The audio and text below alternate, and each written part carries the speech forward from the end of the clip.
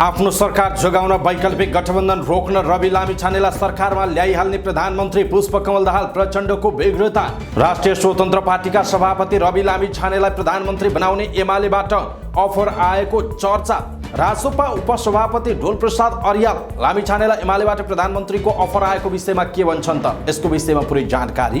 नेपाली नागरिकलाई भुटानी शरणार्थी बनाएर अमेरिका पठाउने प्रकरणमा पूर्व ऊर्जा मन्त्री टोपबहादुर रायमाझी र पूर्व गृहमन्त्री रामबहादुर थापाको संलग्नता पुष्टि। टोपबहादुर रायमाझीका बाबु छोरालाई पक्राउ पूर्जी जारी। अर्घखाँचीबाट काठमाडौँ फर्कँदै रायमाझी प्रहरीले समन्वय नगरेको गुनासो। नेपालीलाई भुटानी शरणार्थी बनाएर अमेरिका पठाउने प्रकरणमा दोषी देखिए कोही पनि नछुट्ने गृहमन्त्री नारायण काजी श्रेष्ठको भनाई। पक्राउ गर्न आएका प्रहरीलाई सचिव पाण्डेले सोधी हिरासतमै बस्नुपर्ने हो र? नेपालगञ्जमा नागरिक अभिनन्दनपछि पूर्व राजा ज्ञानेन्द्र शाहको आह्वान, पुरानो गौरव फर्काउनतिर लागौं। नेपाली कांग्रेसका 3 जना नेता मन्त्री बने। स्वास्थ्यमा मोहन बस्नेत, अन्य कुन मन्त्रालय कसलाई पर्यो त? यसको विषयमा पुरै जानकारी। देश क्रमशः सुधार हुनेतर्फ अगाडि बढिरहेको प्रधानमन्त्री पुष्पकमल दाहाल प्रचण्डको भनाई। शेखर गगन समूहको माग पूरा भएन। 8 मध्ये 6 मन्त्री देउवा निकटकै। राष्ट्रपति रामचन्द्र पौडेलले जारी गरे मिटरब्याज समस्या समाधान सम्बन्धी अध्यादेश। गण्डकी प्रदेशमा मुख्यमन्त्रीले आज विश्वासको मत लिँदै अझै टुङ्गिएन भागभण्डा।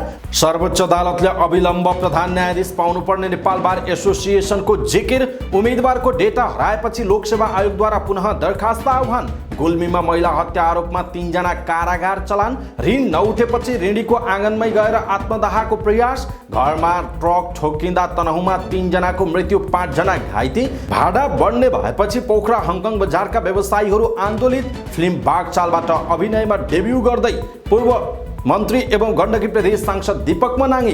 नेप्से परिसूचक 9.18 अङ्कले घट्यो। कुन कम्पनीले कमाए, कुन कम्पनीले गुमाए, यसको विषयमा पुरै जानकारी। लुम्बिनीको प्रवर्धनका लागि टिकटक प्रतियोगिता हुने। पुटिनको हत्याको युक्रेनी प्रयास विफल भएको रुसको दाबी। आर्टिफिसियल इन्टेलिजेन्स एआई का जन्मदाताले गुगल छाडे। शहीद स्मारक ए डिभिजन लिग अन्तर्गत सम्हालिन नसक्दा फ्रेन्ड्स चर्च बोइजसँग स्तब्ध। मुस्तफासँगको टसलबारे आसिफ शेख भन्छन् क्रिकेटमा यस्तो सामान्य हो, जे भयो सकियो। कोभिडले साफ च्याम्पियनसिप खेल्ने निश्चित। समाचार पार्टी हेल्थ टिप्स अन्तर्गत आज हामी दम रोग के हो र यसको उपचार कसरी गर्ने भन्ने विषयवस्तुमा जानकारी दिनेछौँ र समाचारको अन्त्यमा समाचार पार्टी सामान्य ज्ञान प्रस्तुत गर्छौँ। हामीलाई अन्तिमसम्म हेर्नुहोला।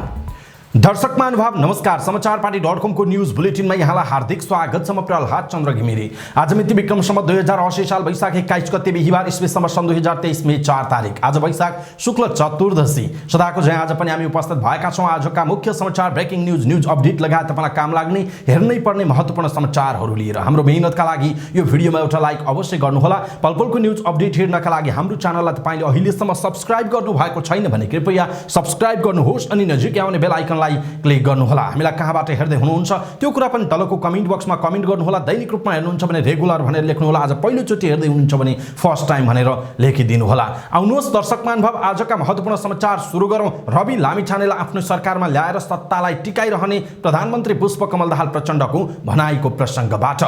नेकपा एकीकृत समाजवादीका अध्यक्ष माधव कुमार नेपालले बुधबार कर्णालीमा पुगेर प्रधानमन्त्री पुष्पकमल दाहाल प्रचण्डप्रति एउटा तितो पोख्नुभयो। माओवादीले एकलौटी गर्न खोजेको आफू मर्माहत भएको उहाँको भनाइ थियो। यसअघि नेकपा एमालेका अध्यक्ष केपी शर्मा ओलीलाई घमण्डको कारणले आफूले सिद्धाएको दाबी गर्दै उहाँले प्रचण्डलाई पनि एकलौटी नगर्न चेतावनी दिनुभयो। प्रचण्डले एकलौटी गर्न खोजिरहे गठबन्धन तोडिने सङ्केत समेत माधव नेपालको छ। नेपालको अभिव्यक्तिले गठबन्धनमा सबै ठिकठाक चलिरहेको छैन भन्ने कुराको स्पष्ट हुन्छ।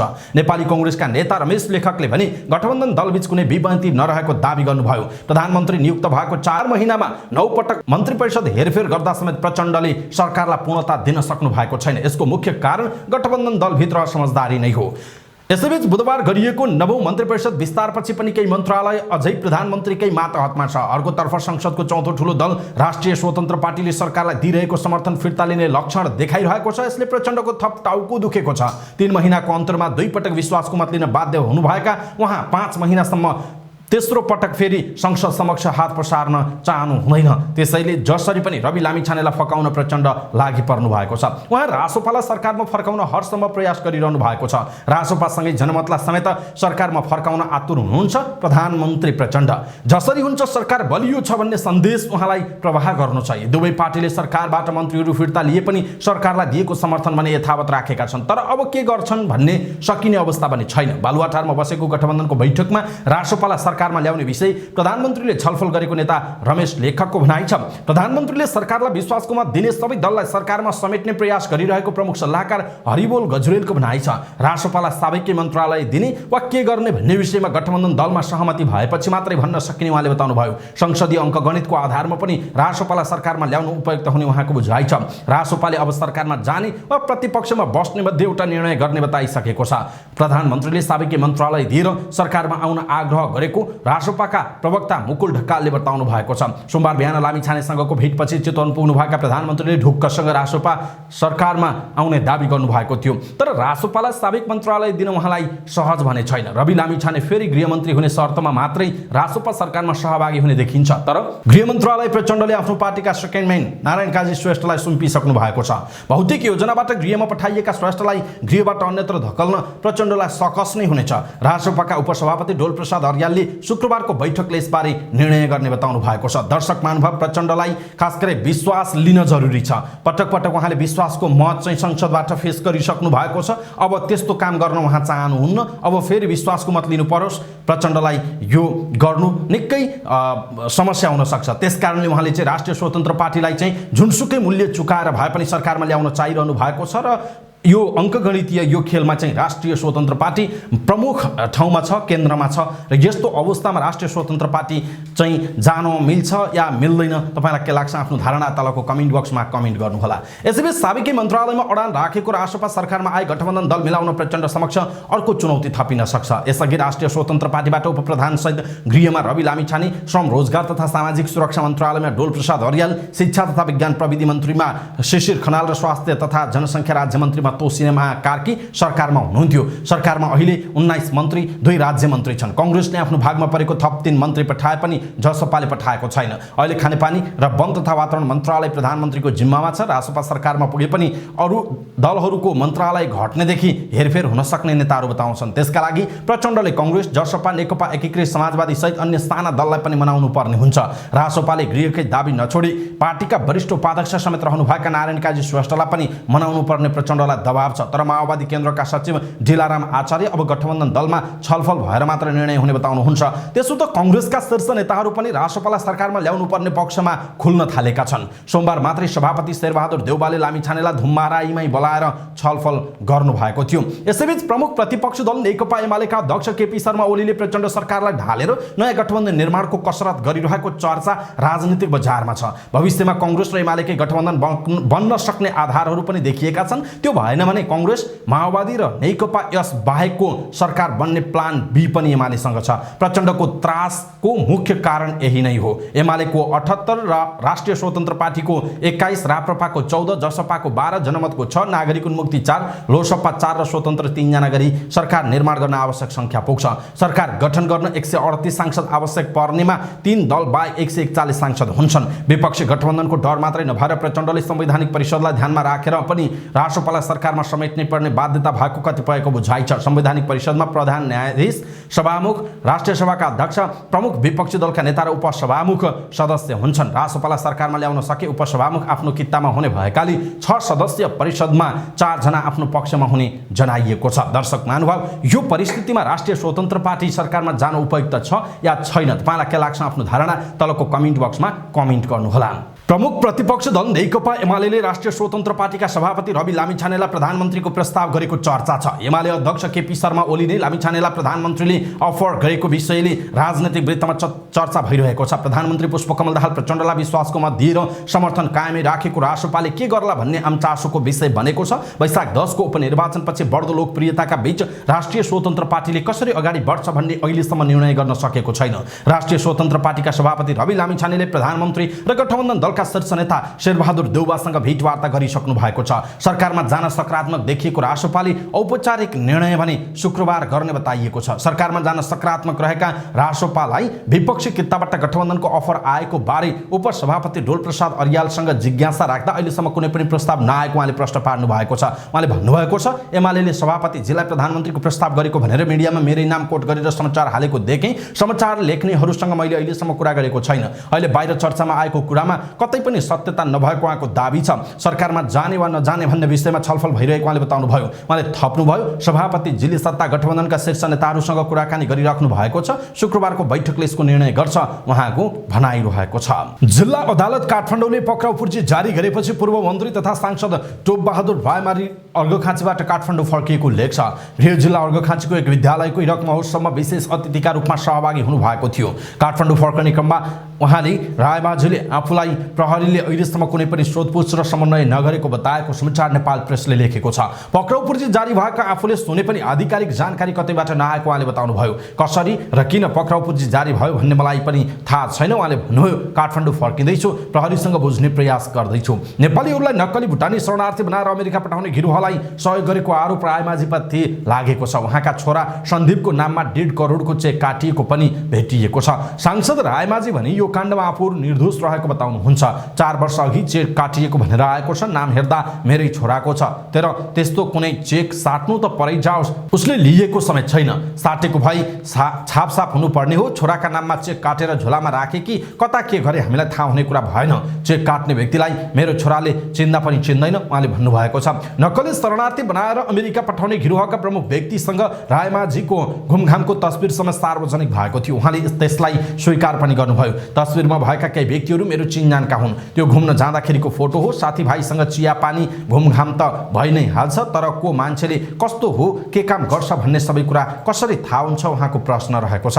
तपाईँ विरुद्ध आएको समाचार गलत थियो भने किन खण्डन गर्ने वा कानुनी प्रक्रियामा जाने काम गर्नु भएन त भन्ने प्रश्नमा रायमाझीले जवाब दिनुभयो। फेक समाचारको पछि लागेर साध्यै हुँदैन। खण्डन गर्ने, मानहानिमा जाने भनेर यसलाई अझै तन्काउने हो भनेर म चुप बसेको थिएँ। अहिले एकाएक पक्राउ पूर्जीको कुरा सुन्दा अचम्ममा परेको छु उहाँको भनाइ छ। के आफू विरुद्ध कुनै राजनीतिक षड्यन्त्रको महसुस गर्नु भएको छ भन्ने प्रश्नमा उहाँले यसबारे केही थाहा नभएको बताउनुभयो। उहाँले भुटानी शरणार्थीको समस्या हल गर्नुपर्छ भनेर भन्दै आए पनि नक्कली भुटानी बनाएर नेपाललाई विदेश पठाउने कुराको कहिले समर्थन नगरेको उल्लेख गर्नुभयो। प्रहरीले आफूसँग कुनै समन्वय नगरी एकाएक पक्राउ पूर्जी लिएकोमा उहाँको गुनासो छ। पक्राउ पूर्जी आएको भनिएको छ, आधिकारिक के हो अनाधिकृत हो थाहा छैन। समाचार पनि हेर्न पाएको छैन। सांसद जस्तो मान्छेलाई फोन गरेर बोलाएको भए गएर आफ्नो कुरा राखिहाल्थे उहाँले भन्नुभएको छ। दर्शक महानुभाव, यसप्रति तपाईँको धारणा के छ? आफ्नो धारणा तलको कमेन्ट बक्समा कमेन्ट गर्नुहोला। उपप्रधानमन्त्री तथा गृहमन्त्री नारायण काजी श्रेष्ठले नक्कली भुटानी शरणार्थी प्रकरणमा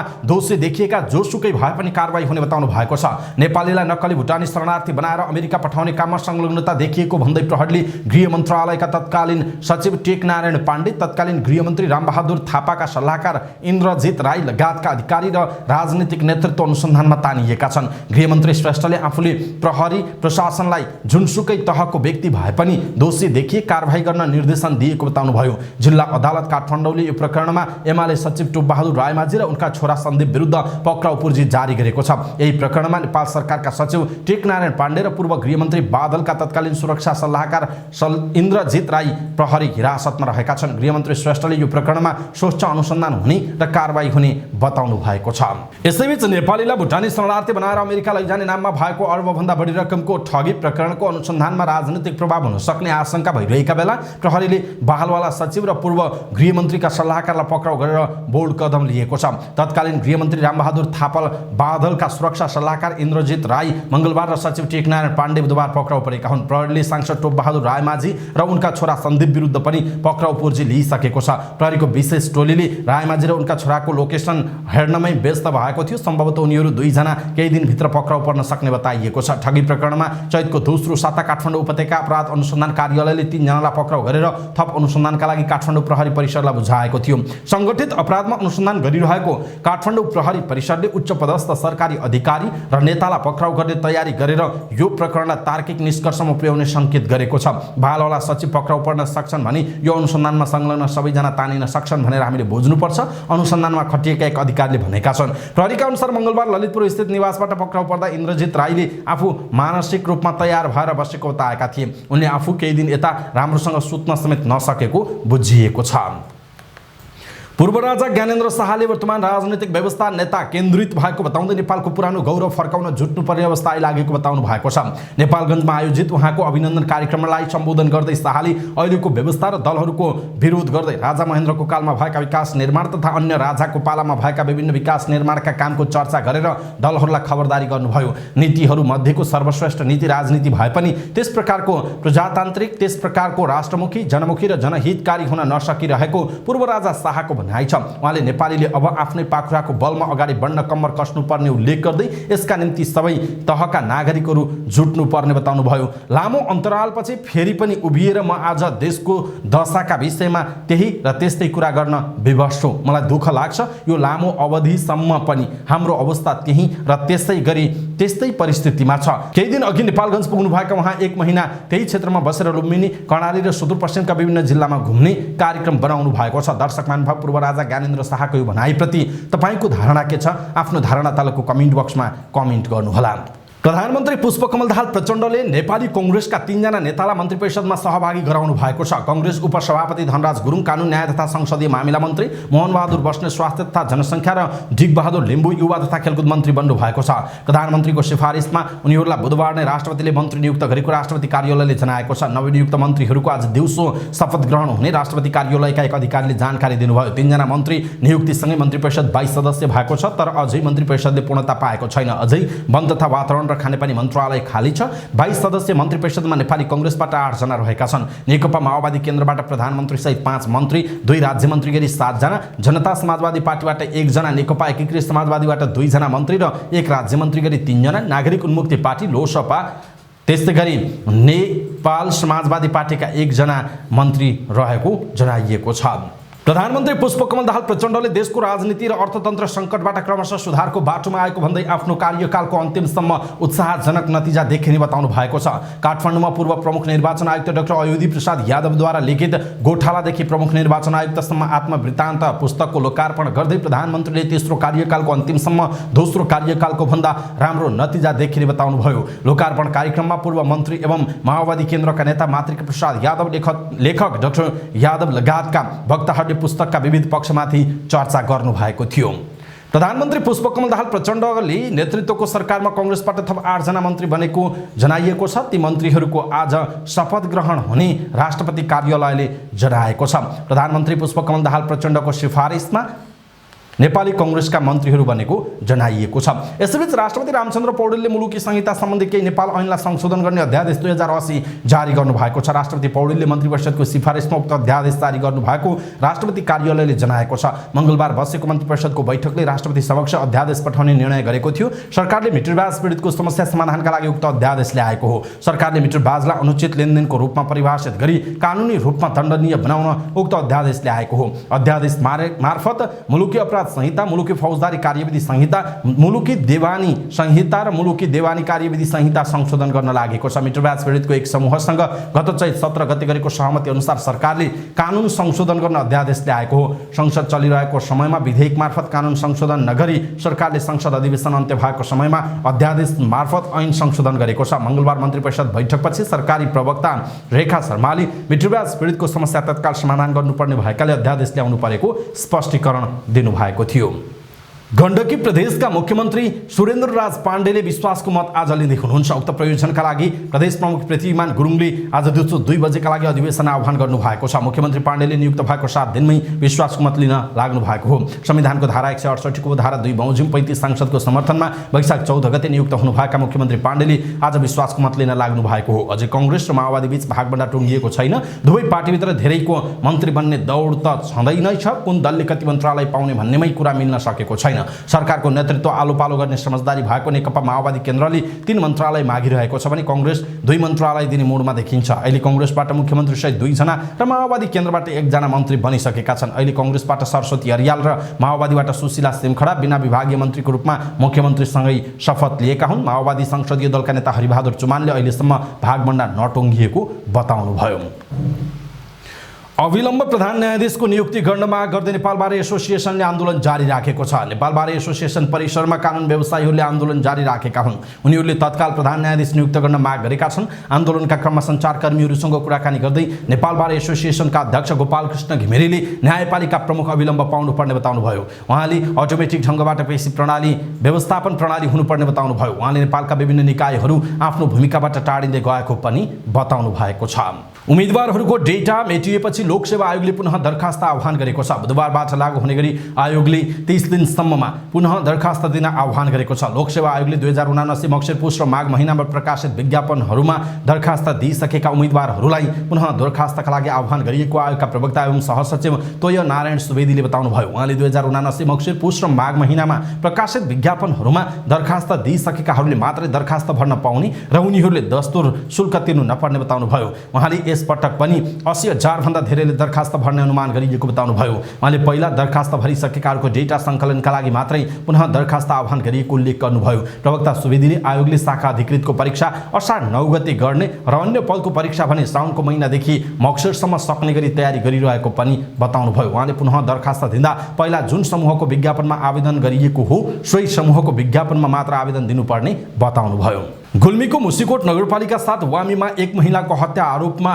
3 अभियुक्त पूर्वपक्षका लागि कारागार चलान भएका छन्। वामीमा होटल सञ्चालन गर्दै आएकी 58 वर्षीय गङ्गा शेरचनको गत माघ 15 गते हत्या भएको थियो। शेरचनको शव उहाँकै होटलभित्र फेला परेको थियो। उहाँको हत्या आरोपमा बागलुङको बडीगाड गाउँपालिका 7 का थम्मन बहादुर घरती, मगवानपुर घर भई काठमाडौँको चन्द्रागिरी नगरपालिका 10 बस्ने लोकबहादुर दरलामी र सिन्धुपाल्चोक घर भई काभ्रे पलाञ्चोकको धुलीखेल नगरपालिका 7 बस्ने शिवबहादुर तामाङ पक्राउ परेका थिए। उनीहरू जिल्ला अदालतमा थुन्चेक बहसपछि पूर्वपक्षका लागि थुनामा राख्ने आदेश भएको र अहिले जिल्ला कारागार गुल्मीमा पठाइएको जिल्ला प्रहरी कार्यालय गुल्मीका प्रहरी नायब उपरीक्षक डीएसपी डिली नारायण पाण्डेले बताउनु भएको छ। होटल सञ्चालक शेरचन मृत भेटिएपछि अनुसन्धानका क्रममा प्रहरीले गत फागुनमा थम्मन बहादुर घरतीलाई पक्राउ गरेको थियो। उनले 3 जना मिलेर हत्या गरेको बयान दिएपछि लोकबहादुर दरलामी र शिवबहादुर तामाङ 28 चैतमा धुलीखेलबाट पक्राउ परेका थिए। उनीहरूको बयान अनुसार हत्यामा संलग्न अझै 1 जना फरार रहेको प्रहरीले जनाएको छ। रकम फिर्ता नगरेपछि विराटनगरमा एक वृद्धले ऋणीको घर अगाडि आत्मदाह गरेका छन्। विराटनगर महानगरपालिका 3 का 65 वर्षीय गोविन्द प्रसाद नेपालले विराटनगर महानगरपालिका 4 तित्रीगाछीका प्रगति भनिनी गति पोखरेलको घरमा आत्मदाह गरेका हुन्। 14 वैशाखको बिहान करिब 10:30 बजे पोखरेलको घरमा पुगेर नेपालले आफैलाई पेट्रोल छर्किएर आगो लगाएको प्रहरीले जनाएको छ। आगोले जलेर गम्भीर घाइते भएका उनलाई रेड क्रस अस्पतालमा भर्ना गरिएको थियो। उपचारका क्रममा भोलिपल्ट उहाँको मृत्यु भएको हो। जिल्ला प्रहरी कार्यालय मोरङका डीएसपी रञ्जन कुमार दाहालका अनुसार 15 वैशाखमा नेपालको मृत्यु भएपछि आत्महत्या दुरुत्थान आरोपमा विराटनगर 4 तित्रीगाछीका प्रगति भनिने 55 वर्षीय गति पोखरेल र उनकी बहिनी 36 वर्षीय सबिना पोखरेल पक्राउ परेका हुन्। प्रहरी नायब उपरीक्षक दाहालका अनुसार मृतक नेपालले पोखरेललाई 2072 सालमा ऋण दिएका थिए। विराटनगर महानगरपालिकाको कार्यालय सहयोगीबाट अवकाश पाएका नेपालले दिएको ऋण उठाउन अनेक प्रयास गरे तर फिर्ता पाएनन्। ऋण उठाउने प्रयास असफल भएपछि ऋणीको घरमै पुगेर आत्मदाह गरेको अनुसन्धानका क्रममा खुलेको प्रहरीले जनाएको छ।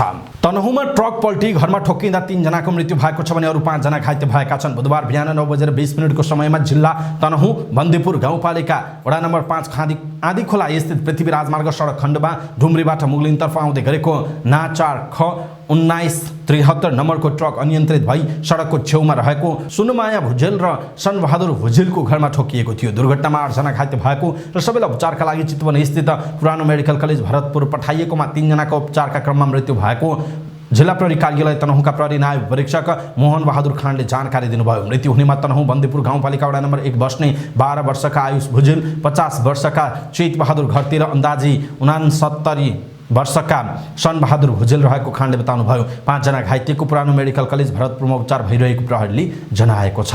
पोखराको फुटपाथमा छरिएर व्यापार गरिरहेका व्यवसायलाई बटुलेर 2069 साल फागुनमा खुलेको थियो पोखरा हङकङ सस्तो बजार।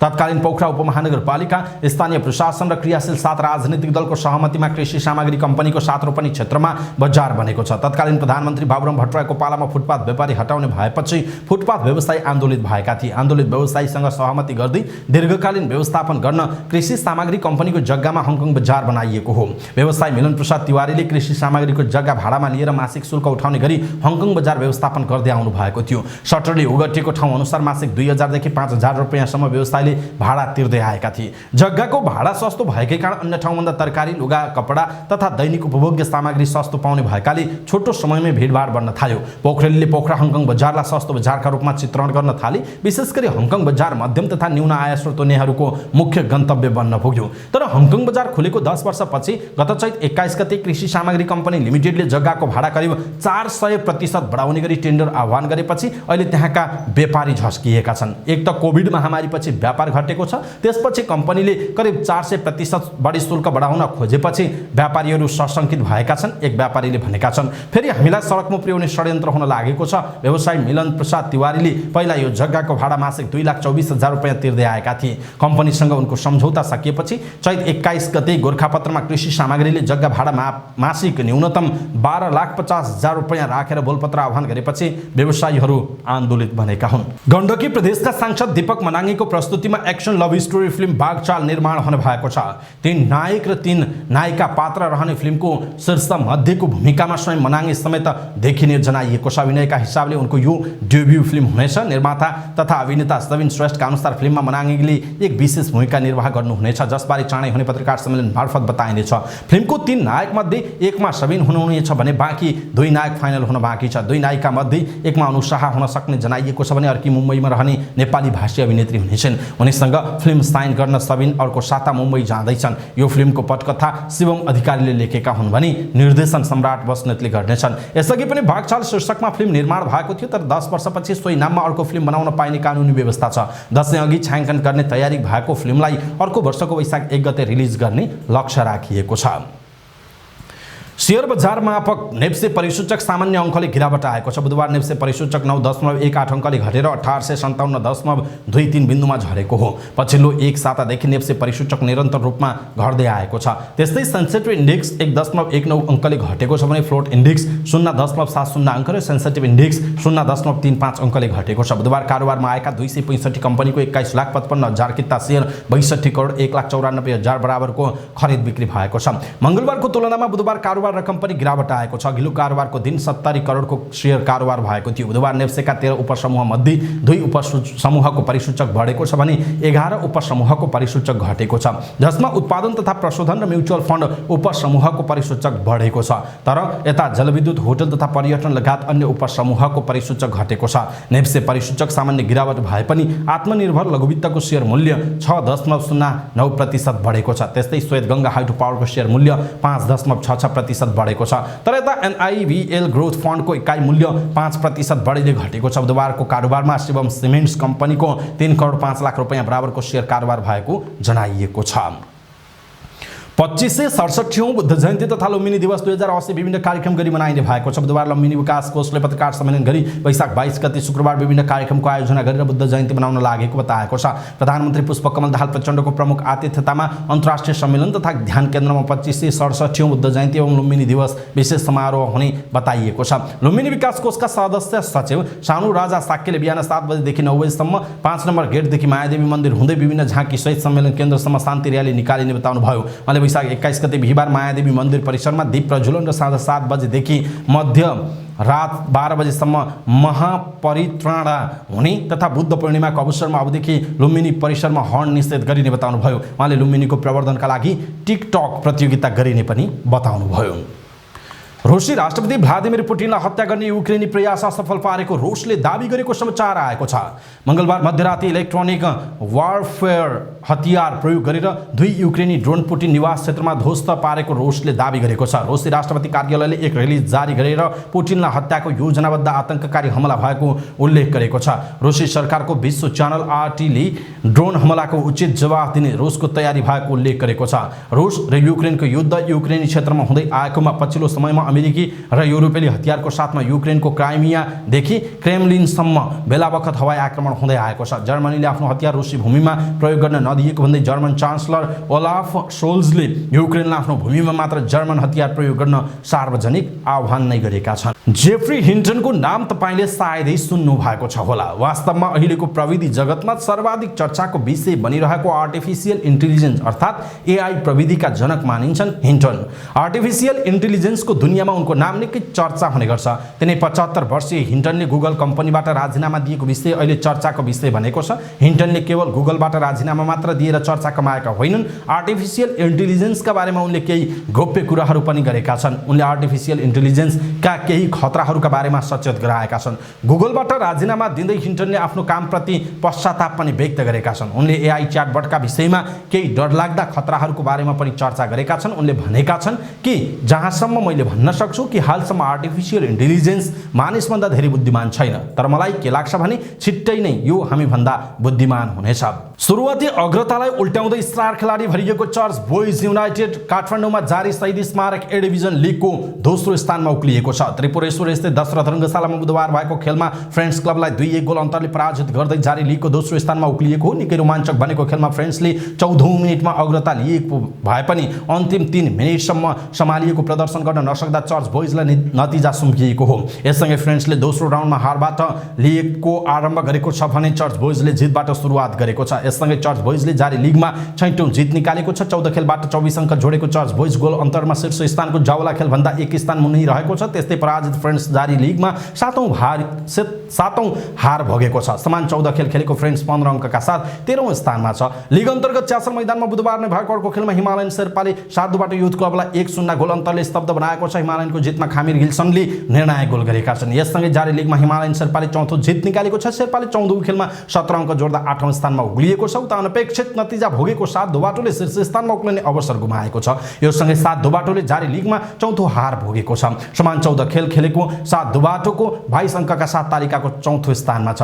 लिगमा आज 2 खेल हुनेछन्। दिनको पहिलो खेल एन्फा कम्प्लेक्समा विभागीय टोली एपीएफ र न्युरो टिम एनआरटी तथा दोस्रो खेल दशरथ रङ्गशालामा मछिन्द्र र सङ्कटा बीच प्रतिस्पर्धा हुने जनाइएको छ। एसिसी प्रिमियर कप अन्तर्गत हिजो भएको प्रतिस्पर्धात्मक फाइनल खेल जति रोमाञ्चक थियो उति तनावपूर्ण पनि। युएले दिएको झिनो लक्ष्य पछ्याउने नेपाली सुरुमै लडखडाएपछि खेलमा रौनक आएको थियो।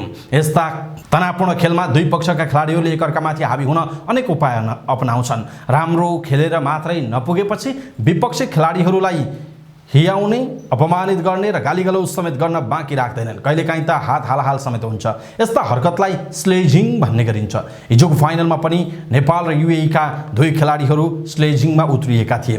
नेपालको ओपनिङ ब्याट्सम्यान आसिफ शेख र युएईका अलराउन्डर रोहन मुस्तफा बीच 2 पटक टकराव भएको थियो। एउटा खेलका दौरान र अर्को खेलपछि टिम ह्यान्डसेकका क्रममा आसिफ नेपालका भलाद्मी क्रिकेटरका रूपमा चिनिन्छन्। उनले हालै मात्र आइसिसीबाट स्पिरिट अफ क्रिकेटको अवार्ड समेत जितेका थिए। अर्कोतर्फ मुस्तफा भने अन फिल्डमा सधैँ विपक्षी खेलाडीहरूसँग लफडा गरिरहन्छन्। यसअघि विश्वकप लिग 2 अन्तर्गतको खेलमा नेपालका सन्दीप लामिछानेसँग उनको नोकझोक भएको थियो। यसपालि आसिफ माथि उनी खनिए। टेलिभिजनमा मैदानको सबै दृश्य देखिए पनि खेलाडीले बोलेको आवाज नसुनिने भएकाले उनीहरूबीच के कुरामा विवाद भएको थियो भन्ने स्पष्ट हुन सकेन। यस विषयमा आसिफलाई नै सोद्धा आखिर उनीहरूबीच विवाद के कारणले थियो भनेर सोद्धा आसिफले ठुलो कुरा केही नभएको बताए। क्रिकेटमा यस्ता घटनाहरू सामान्य रूपमा लिनुपर्ने र त्यो कुरा त्यही सकिएको उनले बताएका छन्।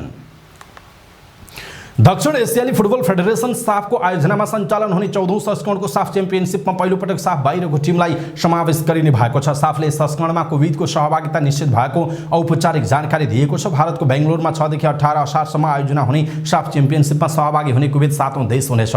यसअघि साफ सदस्यहरू भारत, पाकिस्तान, नेपाल, बङ्गलादेश, भुटान र मालदिभ्सको सहभागिता निश्चित भइसकेको थियो। श्रीलङ्का फुटबल संघलाई फिफाले प्रतिबन्ध लगाएका कारण उसको टिमले यसपल्टको साफ गुमाउनेछ। दक्षिण एसियाली देशहरू बीचको प्रतियोगितामा प्रतिस्पर्धा स्तर बढाउन भन्दै आमन्त्रित टिमहरूलाई सहभागिता गराउने नीति साफले लिएको छ। यसअघि गत महिना सम्पन्न अन्डर 17 महिला साफमा रुसलाई आमन्त्रित टिमका रूपमा सहभागी गराइएको थियो। समाचार पार्टी न्यूज बुलेटिनमा पालो भएको छ समाचार पार्टी हेल्थ टिप्स। आजको समाचार पार्टी हेल्थ टिप्समा हामीले दम रोग के हो र यसको उपचार कसरी गर्ने भन्ने विषयवस्तुमा त्रिवी शिक्षण अस्पताल महाराजगञ्जका प्राध्यापक एवं वरिष्ठ छाती रोग विशेषज्ञ डाक्टर कबीरनाथ योगीको हेल्थ टिप्स प्रस्तुत गर्छौं। हामीलाई अन्तिमसम्म हेर्नुहोला। त्यसो त दम के हो? आस्थमा भनेको श्वास प्रश्वाससँग सम्बन्धित एउटा रोग हो। वातावरणीय प्रदूषण, धुवाँ, धुलो, चिसो तथा फुल्ने मौसममा फुलको परागको कणबाट हुने विभिन्न एलर्जीका कारण जुनसुकै उमेर समूहका मानिसलाई आस्थमा हुन सक्दछ। यदि कसैलाई एलर्जी छ र त्यो लामो समयसम्म रह्यो भने मानिसलाई आस्थमा हुने गर्छ। आस्थमा श्वास प्रश्वासका कोशिकाहरूले एक प्रकारको इन्जाइम उत्पादन गर्छन् जसले फोक्सोको मांसपेशीहरूलाई खुम्चाई श्वास प्रश्वासको नलीमा व्यवधान उत्पन्न गराउँछ र मानिसलाई श्वास फेर्नमा अप्ठ्यारो महसुस भई खोकी लाग्ने, श्वास हुने, छाती कस्दिने लगायतका लक्षणहरू हुन्छन्। चुरोट खाने र धुवाँमा बस्ने कारणले पनि दम खोकीलाई COPD भनेर भन्न सकिन्छ। त्यसो त दम किन हुन्छ त? दम अर्थात् आस्थमा रोग विभिन्न कारणले लाग्ने गर्छ। तीमध्ये केही प्रमुख कारणहरू जस्तो एउटा वंशाणुगत आस्थमा पनि हुन्छ। विशेष गरी 30 देखि 35 वर्ष उमेर समूहका मानिसमा प्राय देखिने यस्ता आस्थमा वंशजका कारण हुने गर्छ। आन्तरिक कारणले नै हुने भएकाले यस प्रकारको आस्थमालाई इन्ट्रिन्सिभ अवस्था आस्थमा पनि भन्ने गरिन्छ। वंशाणुगत कारणले हुने भएकाले यस्ता आस्थमा पूर्ण निको पार्न कठिन हुने गर्छ। यो रोग उमेर ढल्कँदो उमेरसँगै बढेर जान्छ। त्यस्तै अर्को हो वातावरणीय प्रदूषण। कयौं मानिसहरूलाई वायु प्रदूषणका कारण पनि एलर्जी पछि आस्थमा हुने गर्छ जसलाई एक्स्ट्रिनभिन्स आस्थमा पनि भन्ने गरिन्छ। यस्तो अवस्थामा केटाकेटी र वयस्कहरूमा हुने गर्छ। धुलो धुवाँ प्रदूषणका कारण उत्पन्न हुने एलर्जीको समयमै उपचार नगरेको खण्डमा त्यसले श्वास सहितको दम खोकी निम्त्याउने गर्छ र आस्थमा हुने गर्छ। अर्को हो मौसमी परिवर्तन। कयौं मानिसहरूमा मौसमी परिवर्तनका कारण पनि आस्थमा हुने गर्छ। यस्ता एलर्जी विशेष गरी फागुन, चैत्र, असोज तथा कार्तिक महिना अर्थात् फूल फुल्ने मौसममा बढी देखा पर्छ। विशेष गरी फूल फुल्ने मौसममा फलफुलको परागको कारण चाहिँ मानिसलाई एलर्जी हुने गर्छ जसले दम बढाउँछ। त्यस्तै अर्को हो पेशागत। मिल, मैदा उद्योग, कपडा उद्योग, सिमेन्ट उद्योग, बाटोघाटोमा काम गर्ने व्यक्तिहरूमा पनि आस्थमाको जस्तै समस्या देखिने गर्छ जसलाई चिकित्सकीय भाषामा पेशागत दम खोकी भन्ने गरिन्छ। काम गर्ने क्रममा धुलो धुवाँ उड्ने र श्वास फेर्ने बेलामा नाक मुखबाट फोक्सोसम्म गएर दम हुने गर्छ। त्यस्तै अर्को मुटु रोगले हुने आस्थमा। मुटु रोगीलाई सोही कारणले दम खोकी भएमा पनि आस्थमा जस्तै लक्षण हुने गर्दछ। यस अर्थमा सबै दम खोकी आस्थमा नहुन पनि सक्छ। चुरोट खानेलाई दम पनि खोकी पनि हुन्छ। त्यस्तै गरी ILD मा पनि दम खोकी हुन्छ। त्यस्तै chronic obstructive pulmonary disease COPD, TB अर्थात् क्षयरोग, निमोनिया भएका बिरामीहरूमा पनि दम तथा खोकीको समस्या देखा पर्छ तर ती आस्थमा भने होइनन्। त्यसैले आस्थमा हुन् कि ती पुस्तौनी वा वंशाणुगत समस्या वा परिवारका कुनै व्यक्तिलाई त्यो समूहमा समस्या भएको हुनुपर्छ। त्यस्तै मौसमी एलर्जी वा लामो समयसम्म कुनै प्रकारको एलर्जी भएर त्यसले गर्दाखेरि खोकी लागेको वा श्वासमा भएको पनि हुन सक्छ। त्यसो भए दम लागेको कसरी थाहा पाउने त? सामान्यतया वायु प्रदूषण तथा एलर्जीको कारण हुने आस्थमा उपचारबाट निको पार्न सकिन्छ तर खोकी लाग्दै पनि त्यसको उपचारै नगरी श्वासमा हुने, छाती कराउने अवस्थाको सृजना भएमा क्रोनिक आस्थमा हुन सक्दछ। बच्चाहरूलाई भाइरल संक्रमणका कारण ब्रोन्काइटिस भएमा पनि आस्थमा जस्तै लक्षणहरू हुने गर्छन्। हात चिउाउने, घाँटी खसखसाउने, नाक कान घाँटी चिलाउने, नाक बन्द हुने, पानी जस्तो पातलो सिगान बग्ने, खोकी लाग्ने, श्वासमा हुने, सास फेर्न कठिनाइ हुने, छाती कसिने यसका प्रमुख लक्षण हुन्। त्यसो भए यसको उपचार विधि के हो त? यदि कसैलाई वायु प्रदूषण, मौसमी परिवर्तन लगायतका बाह्य कारणले आस्थमा भएको देखिएमा मौसम परिवर्तन सो मौसममा नियमित औषधि सेवन तथा निरन्तर उपचारबाट यो रोग पूर्ण रूपमा निको पार्न सकिन्छ। तर यदि उक्त व्यक्तिलाई वंशाणुगत कारणले आस्थमा भएको छ भने चाहिँ त्यो पूर्ण रूपमा निको नहुन पनि सक्दछ। त्यसो भए हामी कसरी जोगिने त? दम रोग श्वास प्रश्वाससँग सम्बन्धित भएकाले सावधानीका उपाय अपनाउन यसैसँग सम्बन्धित छन्। धुवाँ धुलो लगायतका वातावरणीय प्रदूषणबाट जोगिनुपर्छ। त्यसका लागि गुणस्तरीय मास्कको प्रयोग गर्नुपर्छ। भुत्ला वा रौँ भएका पशुपक्षीबाट टाढा बस्नुपर्छ। यसका साथै चिसोबाट जोगिनुपर्छ। जाडो समयमा दम रोगले झन् च्याप्न सक्छ। त्यसैले घर वा कोठालाई न्यानो पार्ने, न्यानो लुगा लगाउने गर्नुपर्छ। सकेसम्म चिसोबाट बच्नुपर्छ। फ्रिजमा राखिएका चिसा खानेकुराहरू खानु हुँदैन। हात चिउाउने, नाक कान घाँटी खसखस्याउने समस्या छ भने तपाईलाई एलर्जी हुन सक्छ। त्यसैले एलर्जी हुने काम वा चिजबाट टाढै रहनु बेस हुन्छ। यस्ता एलर्जी भइहाल्यो भने तुरन्त उपचार गर्नुपर्छ। त्रिवी शिक्षण अस्पताल महाराजगञ्जका प्राध्यापक एवं वरिष्ठ छातीरोग विशेषज्ञ डाक्टर कवीरनाथ योगीले दिएको दम रोग के हो, यसको उपचार, यसको लक्षण, कसरी हामी चाहिँ जोगिने भन्ने विषयवस्तुमा सम्पूर्ण जानकारी दियौँ। तपाईलाई कस्तो लाग्यो आजको हेल्थ टिप्स? त्यो कुरा तलको कमेन्ट बक्समा कमेन्ट गर्नुहोला र सबै नेपालीहरू माझ पुर्याउनका लागि यो हेल्थ टिप्स आफ्नो फेसबुक, ट्विटर लगायतका सामाजिक सञ्जालमा सेयर गर्न नबिर्सिनुहोला। समाचार पार्टी न्यूज बुलेटिनमा पालो भएको छ समाचार पार्टी सामान्य ज्ञान। समाचार पार्टी सामान्य ज्ञान अन्तर्गत हाम्रो हिजोको प्रश्न रहेको थियो, नेपाल दूरसञ्चार प्राधिकरणद्वारा MDMS सिस्टम कहिलेदेखि कार्यान्वयनमा ल्याइएको हो? यसको सही उत्तर हो विक्रमसम्म 2079 साल भदौको 30 गतेदेखि। समाचार पार्टी सामान्य ज्ञान अन्तर्गत आजको प्रश्न छ, ACC प्रिमियर कप क्रिकेट 2023 को उपाधि कसले जित्यो? ACC प्रिमियर कप क्रिकेट 2023 को उपाधि कसले जित्यो? कृपया आफूलाई लागेको सही उत्तर तलको कमेन्ट बक्समा कमेन्ट गर्नुहोला। हवस् त समाचारपाटी.com को न्यूज बुलेटिन अहिलेका लागि तिनी हामीले प्रस्तुत गरेका यी समाचारहरूप्रति तपाईको धारणा के छ आफ्नो धारणा तलको कमेन्ट बक्समा कमेन्ट गर्नुहोला। हाम्रो मेहनतका लागि यो भिडियोमा एउटा सानो लाइक अवश्य गर्नुहोला। हाम्रो च्यानललाई तपाईले अहिलेसम्म सब्स्क्राइब गर्नुभएको छैन भने कृपया सब्स्क्राइब गर्नुहोस् अनि नजिकै आउने बेल आइकनलाई क्लिक गर्नुहोला। समाचारपाटी न्यूज बुलेटिन नेपाली समयअनुसार साँझ 6 बजे लिएर फेरि हामी उपस्थित हुनेछौं। पलपलको न्यूज अपडेटका लागि समाचारपाटी हेर्दै गर्नुहोस्। नमस्कार।